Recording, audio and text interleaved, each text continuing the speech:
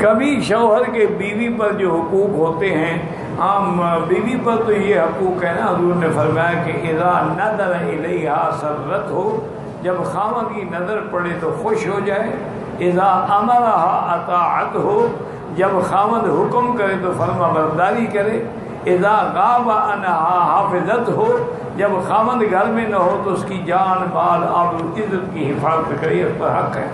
حضور نے فرمایا اتنے بڑے حقوق ہیں کہ اگر اللہ کے سوا کسی غیر کو سجدے کرنے کی اجازت ہوتی، میں بیوی کو حکم دیتا کہ شوہر کو سجدہ کرے۔ آج کا اللہ کا فضل ہے بیٹی، آج کل تو شوہر سجدے کر رہے ہیں، عورتیں کیا سجدہ کریں گی؟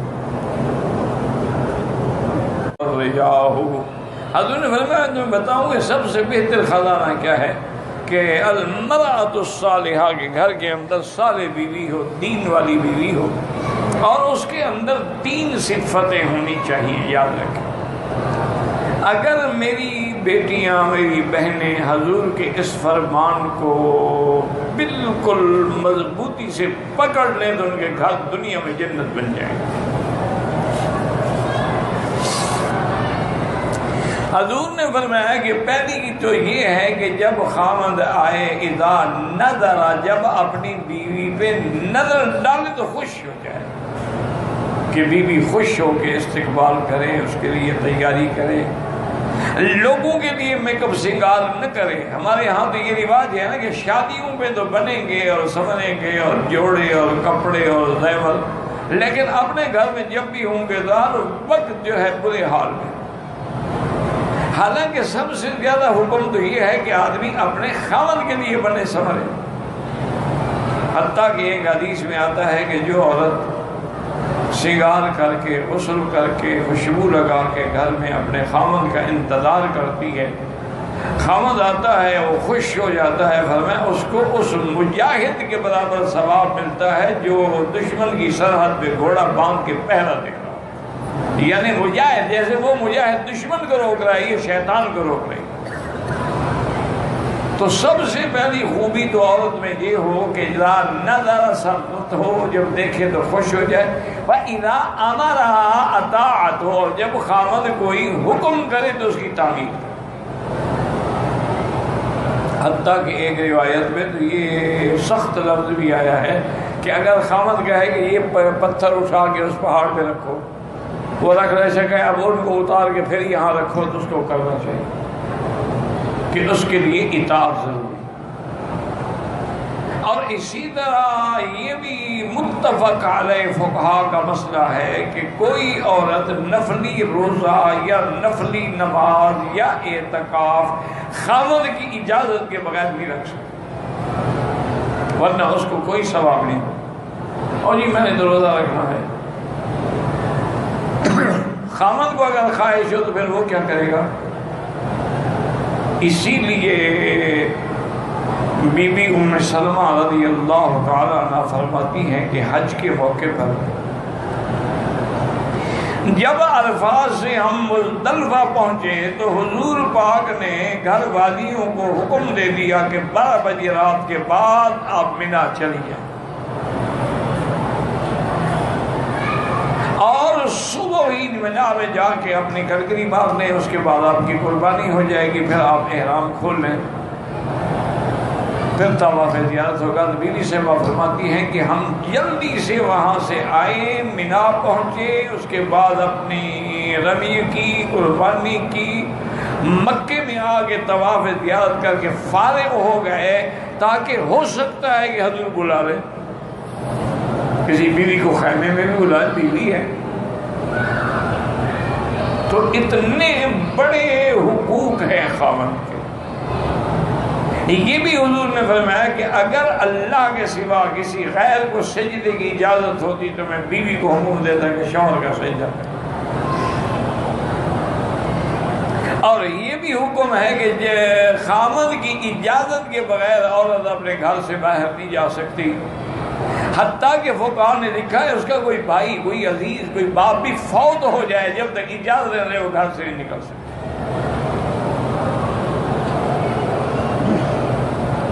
اور اس کے بعد حضور نے فرمایا کہ اذا غاب عنہا، جب خاوند باہر چلا گیا، مجاہد ہے، جہاد میں چلا گیا، کاروبار میں چلا گیا، تو اس کی عزت کی بھی حفاظت کرے، مال کی بھی حفاظت کرے، اولاد کی بھی حفاظت کرے۔ یہ نہیں ہے کہ مردوں پر حقوق نہیں، مردوں پر بھی حقوق ہیں، وَلَهُنَّ مِثْلُ الَّذِي عَلَيْهِنَّ بِالْمَعْرُوفِ، جیسے عورتوں پر حق ہے اسی طرح مردوں پر بھی حق ہے کہ اس کے نان نفقے کا، اس کے کھانے پینے کا، اس کے معاملات کا، ضروریات کا، اس کی خوشیوں کا ہر لحاظ سے خیال رکھے۔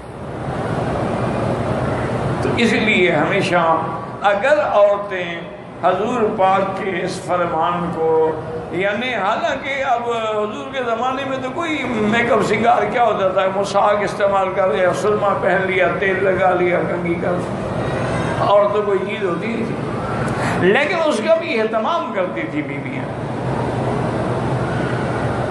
جس طرح ایک دن حضرت ابن عمر آئے حضرت ابن عباس کو ملنے کے لیے، کوئی مسئلہ پوچھنا تھا، تو رات کافی گزر چکی تھی، یعنی عشاء سے بعد متأخر وقت میں آئے، تو دیکھا کہ حضرت ابن عباس غسل کر کے، اچھے کپڑے پہن کے، خوشبو لگا کے اور بالکل تیار کھڑے ہیں۔ تو حضرت سمجھے شاید حضرت سفر پہ جا رہے ہیں، باہر کہیں جا رہے ہیں۔ انہوں نے کہا حضرت خیریت؟ فرمایا نہیں، میں کہیں نہیں جا رہا، میں گھر جا رہا ہوں۔ میں جیسے چاہتا ہوں کہ مجھے بیوی سنوری ہوئی ملے، خوشبو والی ملے، بیوی بھی تو چاہتے ہیں کہ میرا خاوند ٹھیک حالت میں ہو۔ اگر اس کے کپڑوں سے بدبو آ رہی ہو تو بیوی کیا کرے؟ پھر تو نفرتیں پیدا ہوں گی۔ اسی طرح ایک بدویہ عورت تھی، بڑی سمجھدار تھی، اس نے جب اپنی بیٹی کی شادی کی تو اس نے بیٹی سے کہا کہ بیٹی میری بس صرف ایک نصیحت ہے کہ تیرے بدن سے، لباس سے، کیفیت سے تیرے خاوند کو کبھی کوئی بدبو محسوس نہ ہو، بس اس میں عمل کر لو گی تمہارا گھر آباد ہو جائے۔ اب ہمارے ہاں تو آپ نے دیکھا نا، دیہات میں حیض کے کپڑے پڑے ہوئے ہیں، کپڑے لٹکے ہوئے ہیں، بدبو آ رہی ہے۔ اچھا ایام حیض ہیں، ایام حیض ہے، جنابت کا غسل نہیں کر سکتی نا، ویسے صفائی کا غسل تو کر سکتی ہے، روزانہ چاہے کرنا چاہے، وہ تو منع نہیں ہوتا۔ وہ تو پاک تب ہوگی جب حیض گزر جائے گا۔ اور اس میں بھی اسلام نے کتنا سکھلایا ہے کہ ایک عورت کی مدت ہے 7 دن، 7 دن گزر گئے، یہ نہیں بس گزر گئے، یہ ہاتھ لگا کے اجلی بلیڈنگ نہیں ہو، نہیں، حکم ہے کہ اندر کپاس رکھے، اور کپاس پہ کوئی اچھی سی خوشبو لگا کے رکھے کہ جیسے آدمی کو خوشبو پسند ہے اسی طرح عورت کے رحم کو بھی خوشبو پسند ہے۔ اور دوسرا اس خوشبو کا فائدہ یہ ہوتا ہے کہ اندر جو بدبو ہے، کریا ہے، وہ گندا خون گزرتا رہا ہے، وہ بھی صاف ہو جاتا ہے۔ حضور کی خدمت میں ایک عورت آئی، اس نے آ کے پوچھا کہ یا رسول اللہ میں اگر حیض سے پاک ہو جاؤں تو غسل کرنے کا طریقہ کیا ہے؟ حضور نے فرمایا بیٹی پہلے تو کپاس اندر رکھو، تسلی کرو بھی خون بند ہو گیا ہے۔ اچھا وہ بیچاری کو سیدھی سادھی عورت نے کہا رسول اللہ کپاس کیسے رکھے؟ بیوی عائشہ فرماتی ہے میں نے اس کو پکڑ کے کھینچا، اللہ کی بندی مجھ سے پوچھ لو، یہ باتیں حضور سے پوچھنے کی ہے؟ اور کہا اور کس سے پوچھے؟ یہ دین نہیں ہے؟ جب دین ہے تو دین میں حیا کس بات کا ہے؟ اللہ لا یستحی من الحق، اللہ حق بیان کرنے میں استحیا نہیں فرماتے، تو بندی کا کیا ہے؟ حضرت عبداللہ ابن عمر رضی اللہ تعالیٰ عنہ کا واقعہ مبارک ہے کہ جب وہ مکے میں آئے حج کے دنوں میں، میاں بیوی دونوں اکٹھے تھے، طواف زیارت کیا، صفا مروہ دوڑے، احرام تو پہلے کھل چکا تھا۔ جب وہ واپس اپنے خیمے میں مینا میں پہنچے تو بیوی سے کہا کہ مجھے خواہش ہے، کہا اللہ کے بندے میرے بال نہیں کٹوائے۔ تو جب تک آدمی بال نہ کٹائے وہ تو احرام سے نکلتا نہیں، میں تیری خواہش کیسے پوری کروں؟ حضرت عبداللہ فرماتے ہیں میں نے کہا ادھر قریب ہو، قریب ہوگی تو اس کے بال آخر میں نے دانتوں سے پکڑ کے کاٹ دی۔ میں نے کہا اب تو کٹ گئے؟ میں نے کہا ہاں تو کٹ گئے۔ وجہ کیا ہے کہ ان لوگوں کو حلال میں شرم نہیں تھا، ہمیں حرام میں شرم نہیں۔ اپنی بیوی ہمارے ساتھ حج میں ہو، ہم اس کو کہو مکے مدینے میں یہ کام تمہیں ہر وقت یہی خیال رہتا ہے، پاک مقام ہے، پاک جگہ پہ ہے، پاک جگہ ہے تو یہاں جتنے بچے پیدا ہوتے ہیں بغیر میاں بیوی کے ملنے سے پیدا ہوتے ہیں، آسمانوں سے گرتے ہیں، یہ کیا بات ہے؟ تو ان چیزوں میں جھوٹی رواج اور رسموں نے ہمیں اچھا، اور اگر حرام مل جائے نا تو نہ مولوی چھوڑے گا تو نہ قاضی چھوڑے گا، پھر نہیں سوچے گا کہ مکہ ہے، مدینہ ہے، حرم ہے، مفت کا مال ہے، مل گیا ہے، موقع ہے، فائدہ اٹھا لو۔ انا للہ۔ صحابہ میں یہ تھا، وہ حرام سے شرم کرتے تھے، وہ حرام سے بچتے تھے۔ حلال حلال ہے، جب اللہ نے حلال کر دیا تو اس میں بچنے کا کیا معنی ہے؟ تو اس لیے ہمیشہ یاد رکھیں کہ سونا چاندی، اب دیکھیں اللہ نے مرد پہ حرام کر دیا لیکن عورت کے لیے حلال ہے۔ اللہ نے ریشم کا کپڑا مرد کے لیے حرام کر دیا لیکن عورت کے لیے حلال ہے۔ عورت جتنے چاہے زیور بنا سکتے ہیں، شرط یہ ہے کہ وہ زکوٰۃ دے۔